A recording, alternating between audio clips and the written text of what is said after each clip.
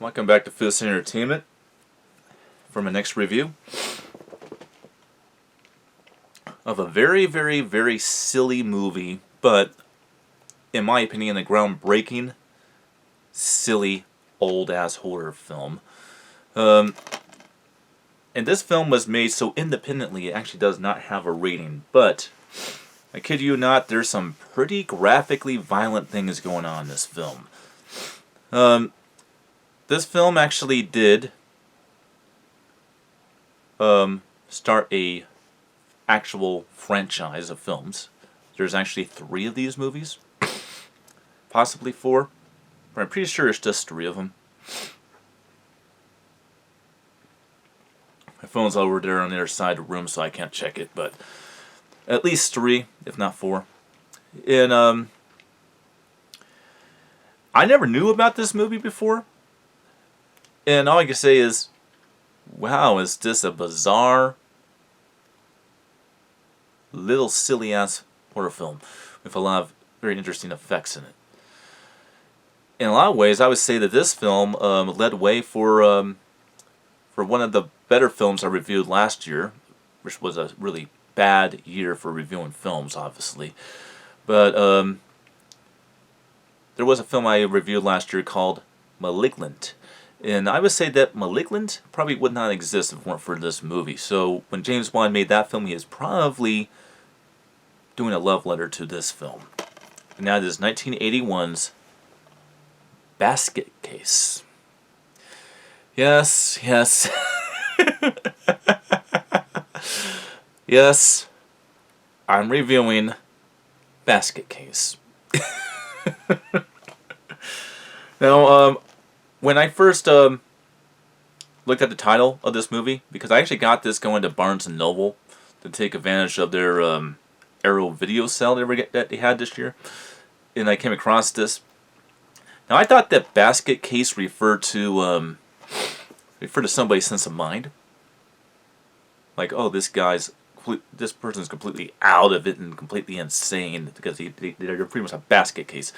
That is not at all what this movie's about. This movie quite literally revolves around something inside of a basket case, and it's pretty crazy movie. All right, let's read a back synopsis. The feature debate of director Frank Hinterlother, Hinterlother, I think is how you say the name. Director of Brain Damage. 1982's Basket Case. That's interesting. It says 1981 on the bottom here, but it says 1982 up here. So let's go 1982. 1982's Basket Case is a relentless and blood-spattered midnight movie experience. Now immortalized in a lavish 4K restoration by the Museum of Modern Art. Dante Bradley seems like a pretty ordinary guy. His formality conjoined twin, on the other hand, is a deformed creature who lives in a wicked basket. Arriving in the Big Apple and taking up a room at a speedy hotel, the pair set about hunting down and butchering the surgeons responsible for their separation. Filmed on a very low budget against the backdrop of the 1980s New York, where it played on midnight movie circuit for over 2.5 years. Basket Case has crawled its way from its humble origins to become one of the most celebrated cult movies of all time. Okay.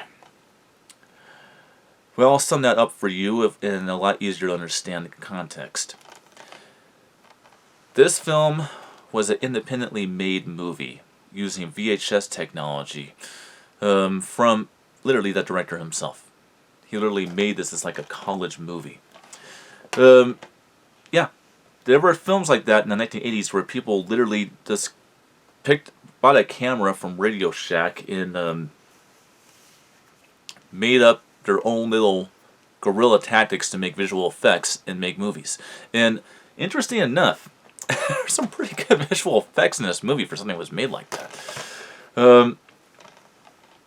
It's probably one of the most celebrated movies like that that's really made for like a few $1,000 or perhaps even a few $100. But yeah, definitely was an interesting movie to watch. Never in a million years would I think that Arrow Video would actually do a 4K restoration. Now, keep in mind, a 4K restoration does not mean it's a 4K master. This is definitely not a 4K Blu-ray. This is a regular Blu-ray. It's not a 4K one. So keep that in mind. It does have a 4K restoration, which means you got a pretty good picture. But that doesn't really help the look of the movie. This movie was filmed on a VHS camera. I am a amateur director. So it's going to be in 4:3. Not in widescreen. Which I don't really do those often. It's been a very long time since I actually have reviewed a film in a 133:1 frame.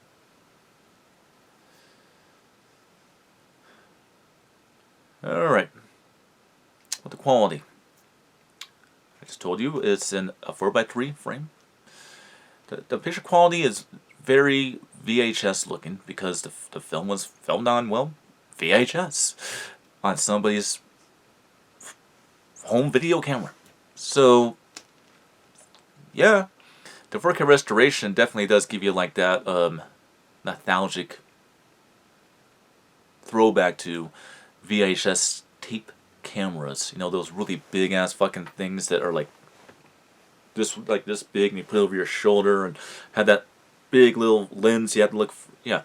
It kind of gives you that nostalgia where you can actually kind of relive what it was like to use one of those big bulky ass cameras as opposed to using a camera that I'm using right now. Which the camera I'm using right now, because I actually don't use a cell phone, people. I actually use a legit actual camera. The camera that I use, you can put in your hand, like this, and film like that, as opposed to having this big ass freaking thing and having to look for a big ass lens, and fucking camera weighs like 25 pounds and all that. And you have these big ass VHS tapes in it. But yeah, it brought back memories because I'm old enough to know what it's like to to use one of those things. So yeah, it brought back memories of a time long ago. This for the sound is not surround, people. Unfortunately, is not surround. You actually have a mono sound presentation on this movie.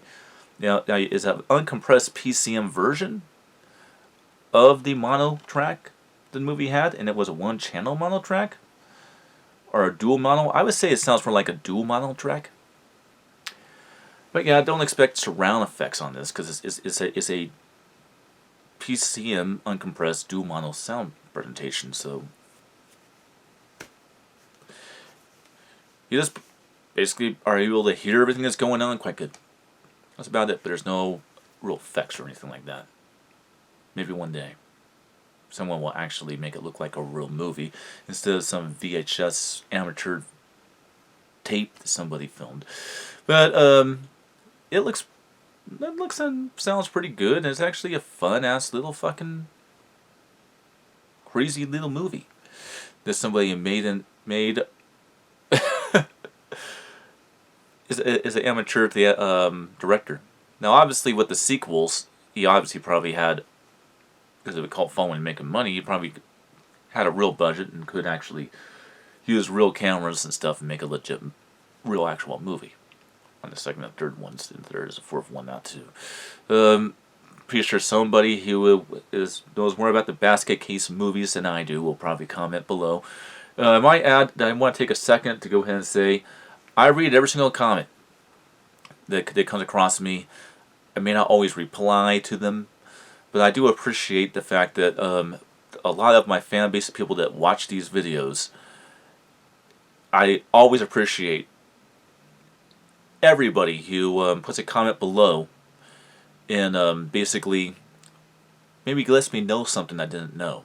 Whether it be a different version of a movie that I never knew existed, or the actual release year of a movie versus the production year of a film, or anything like that. Your input is always appreciated.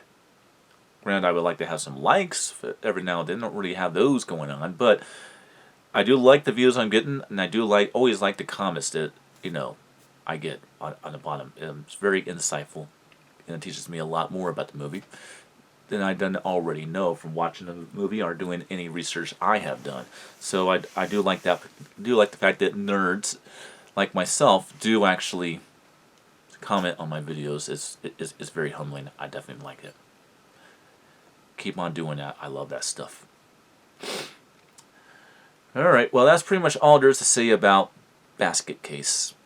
If you haven't checked this silly little old movie out, it's a really fun movie to watch to escape from reality. So check it out, and I'll see you guys next time.